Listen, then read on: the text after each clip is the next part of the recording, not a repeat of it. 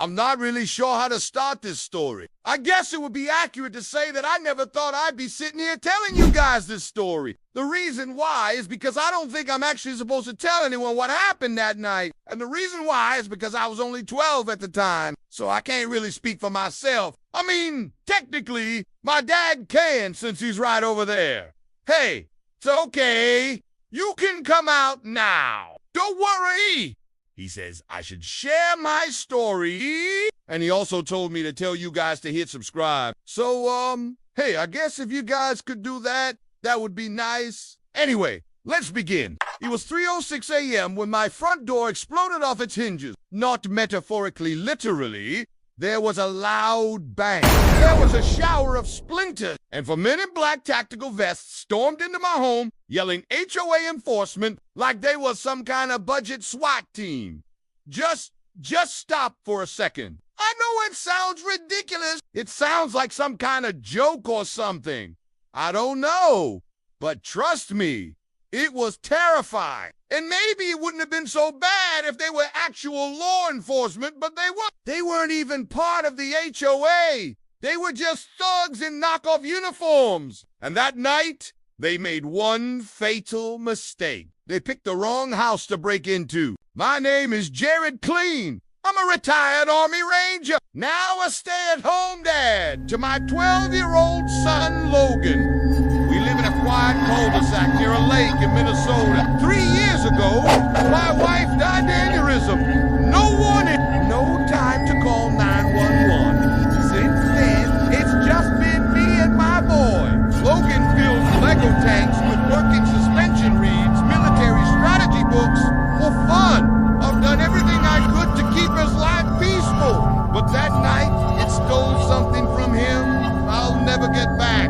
The HOA started acting strange last year after the president moved on. This woman, Cheryl Ross, declared herself acting president, claimed some loophole in the bylaws gave her the power. No one voted. No one stopped him. Then the notices came. $200 fines for trash bins out too long. Violations for off-white paint instead of eggshell cream. I stayed quiet until she targeted me. My old F-250. She labeled it a military-style vehicle. That night, my door crashes open.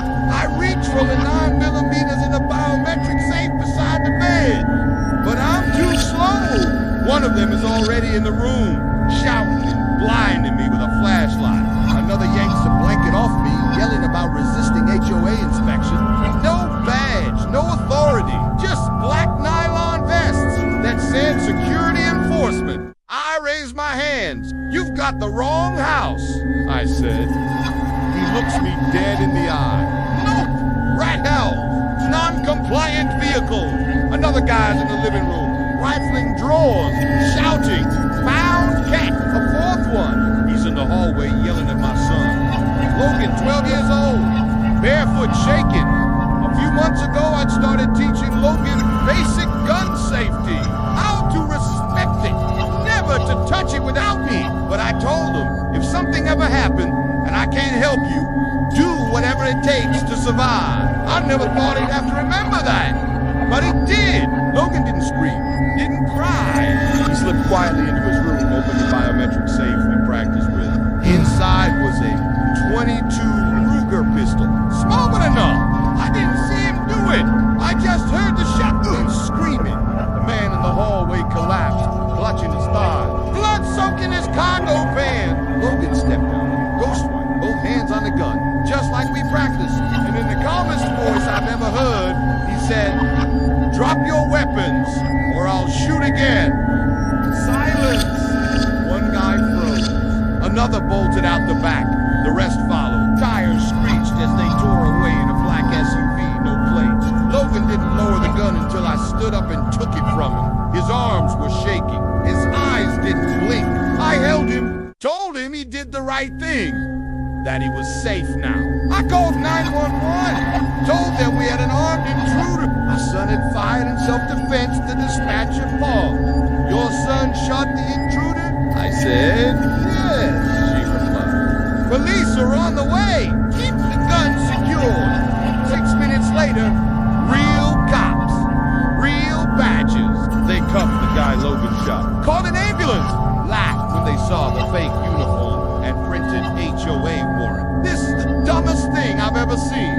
One of them said, turns out Cheryl created a fake enforcement division, fake warrants, fake gear, even registered a fake nonprofit. It was all a front. Her boyfriend Doug was the one Logan shot. He was on parole for impersonating law enforcement. She was arrested, charged with conspiracy, home invasion, and impersonation. Her buddies, too. Logan and DA cleared him the next morning. Said it was the clearest case of juvenile self-defense they'd ever seen. But that doesn't mean it didn't scar him. For weeks, he checked the locks 10 times a night. I thought I was going to die. I sounded him. Held his hand. Told him you were brave, braver than I ever was at your age. But you don't have to be brave anymore. That's my job now. We got therapy, security camera, a new steel-reinforced front door. Logan's doing better. He doesn't talk about it much, but I see it in his drawing. Used to be tanks and helicopters. Now, he sketches our house, high walls, searchlights. But inside we're smiling. Some people ask if I regret teaching it. If I wish I'd handled it differently? No, because that night, they didn't just break into our house, they broke into our right to feel safe. And Logan, he stood up to it. He didn't want to be a hero. He just wanted to protect his